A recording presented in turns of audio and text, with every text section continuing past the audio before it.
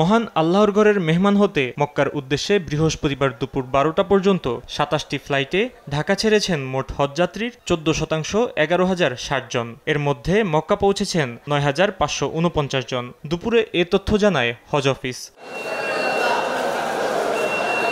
এদিকে বিভিন্ন জটিলতায় ভিসা প্রক্রিয়ায় আটকে গেছে 16,261 জনের হজযাত্রা। ভিসা না পাওয়ার ক্ষেত্রে অনেকেই দায়ী করছেন এজেন্সির ঢিলেমি ও অসচেতনতাকে।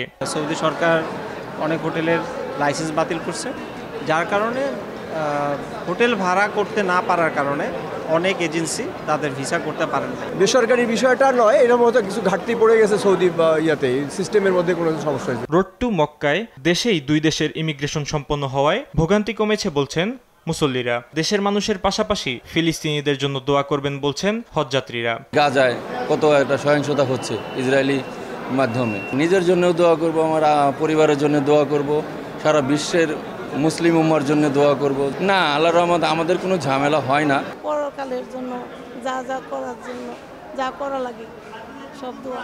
যে হজে মাবরুর যে আমরা বলি যে একটা মকবুল হজ, এইটা যেন আল্লাহ আমাদের নসিব দান করেন। সবার জন্য দোয়া করব, আব্বা আমার জন্য, বাচ্চার জন্য, দেশবাসীর জন্য, প্রতিবেশী আত্মীয় স্বজন সবার জন্য দোয়া করব। হজে যাওয়ার যে অনুভূতি, এটা ভাষায় প্রকাশ করার মতো। আমরা মুসলমানরা ভালো থাকবো, আর অন্য বিধর্মীরা যদি খারাপ থাকে তো এটার প্রভাব আমাদের উপর পড়বে।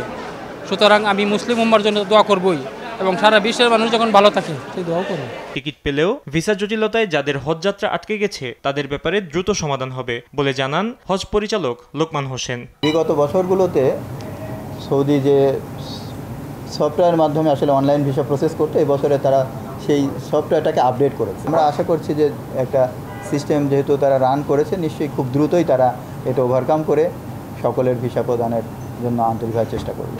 আজ সকাল 10টা 10 মিনিট পর্যন্ত মোট 27টি ফ্লাইট ঢাকা থেকে সৌদি আরবের উদ্দেশ্যে রওনা হয়েছে।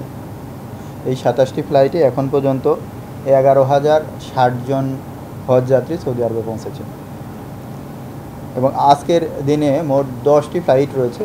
ইতিমধ্যে আজকের 4টি ফ্লাইট ঢাকা ছেড়েছে এবং আরও 6টি ফ্লাইট আজকের দিনে ইনশাল্লাহ নির্ধারিত সময়ে ঢাকাতে। সব সংকট কাটিয়ে পবিত্র হজযাত্রা নির্বিঘ্ন হবে, সে প্রত্যাশা সকলের। ফাহিম ইউসুফ, দেশ টিভি, ঢাকা।